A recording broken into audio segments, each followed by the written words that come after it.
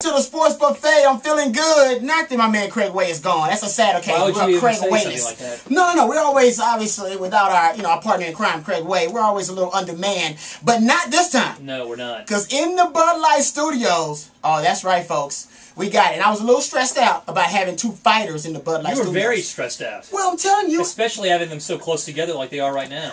I was wondering if I would have to get in between these two guys, but they look like they're pretty civilized. I don't think you do anything about it. I did. With us right now, we have Corey Yett and Zach Briones. Did I get the name right, Zach? Zach Briones, is that right? Now, both of these guys are born and bred here in the city of Austin. Talking about world-class fighters, born and bred here in the city of Austin. Reagan and Akins?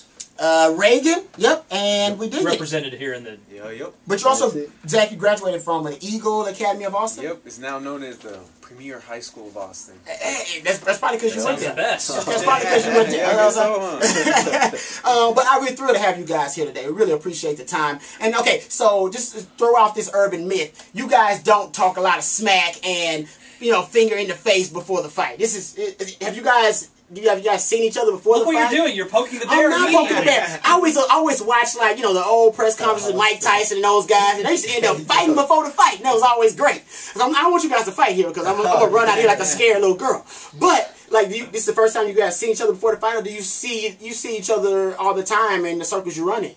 No, we've seen each other through training and just going through, getting ready for other fights in the past. Really, it's fine. It's nothing.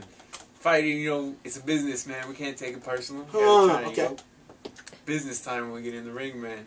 Essentially, the gloves come off when the gloves come on. I feel that. And that's a rather mature stance for Zach, who was just talking there, 22 years old. Going up against the old man, huh? Yeah, 30 years old. wow. Yeah. Dude, get over there and hit him. He's called you an old man. Tell me, same age as me. Now let me put you back when you were 22, and now you're sitting at 30. Some of the advantages that a 30-year-old has on a 22-year-old. Wisdom is real. There you go. That's true. What about advantages for a 22-year-old? He doesn't know the difference. I don't know. You know what I'm saying? I'm as quick as a 10-year-old. I'm live. That's what I do. I don't doubt it, man. That's it.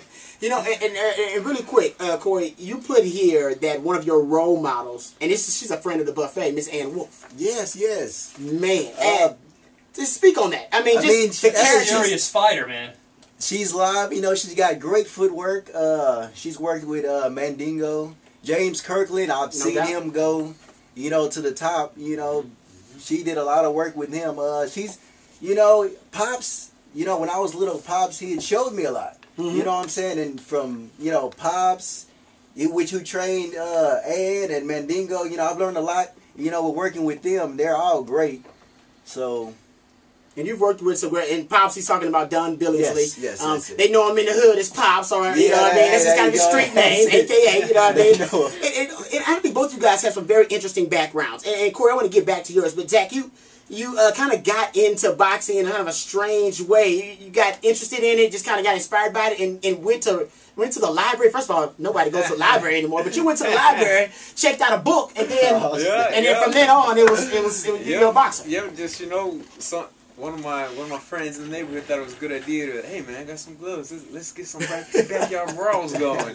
Oh, you mean like a fight club? Yeah. Oh, okay. That's really awesome. I think those are illegal, but keep going. Yeah. So after my first beating, I was like, man. I was like, you know what? I was not in control. So you got beat. Your first fight, you got beat. I got just destroyed. I remember he just hit me. And I was seeing the punch coming. I was like, okay, I'm gonna hit him. Pop. As him hitting me. Does that sound familiar, Corey? No, that does not. No, I mean, what's going to end up happening with you guys? Try to get it going. You know what?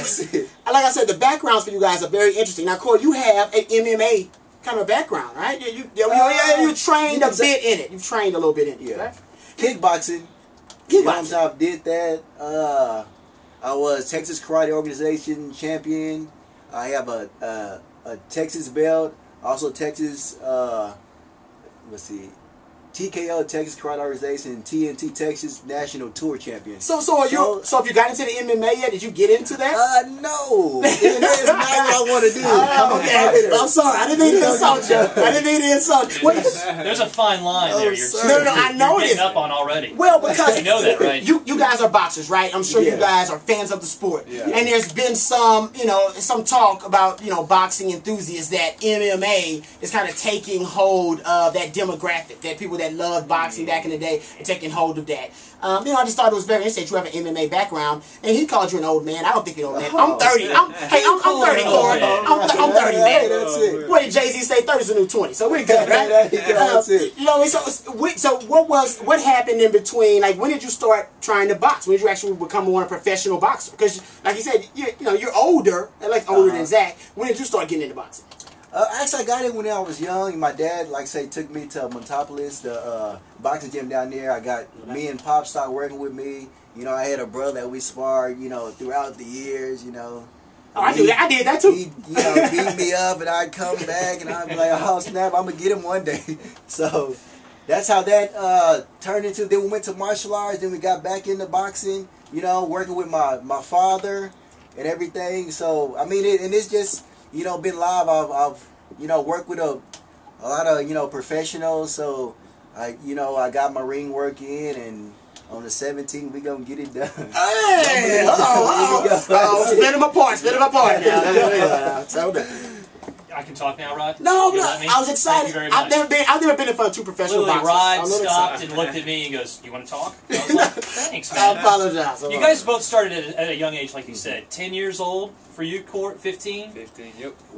So since then, also as you've gotten now and you matured as fighters too, what does boxing do for you? What have things changed initially? Why you started boxing and now as you box? Because I know there's a lot of other things that boxing does for an individual just during their lives. Both of you, whoever. Well, for me personally, boxing is the only thing that keeps me straight, keeps me, centered, balanced in life. Because I know what I'm like outside the ring and when I'm not boxing, and it's not good. I have trouble staying on, that straight and narrow path, and I do that through boxing. Nice. Well, I've always been on the straight, narrow path, but, boxing for me, I mean, it's done a lot. It'll boost your confidence, keep you healthy.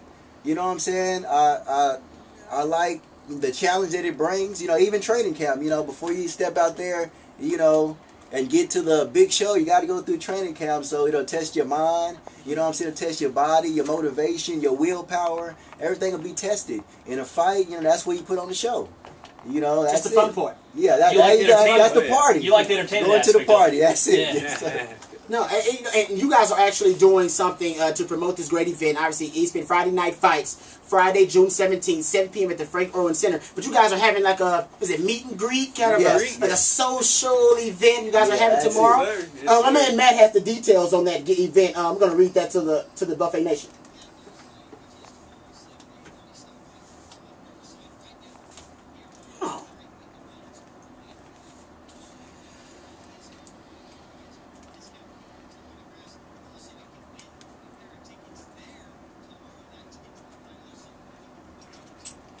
We are. As soon as these fine gentlemen get done, we're giving away tickets to the ESPN Friday Night Fights. Where was the meet and greet? Right. It is at Hooters. Okay. I know, right? Of all the things to remember out of what Matt just said, I knew you'd remember that aspect. I did. I wrote it down. I read Hooters 7 to 8:30. Free preview of the ring card.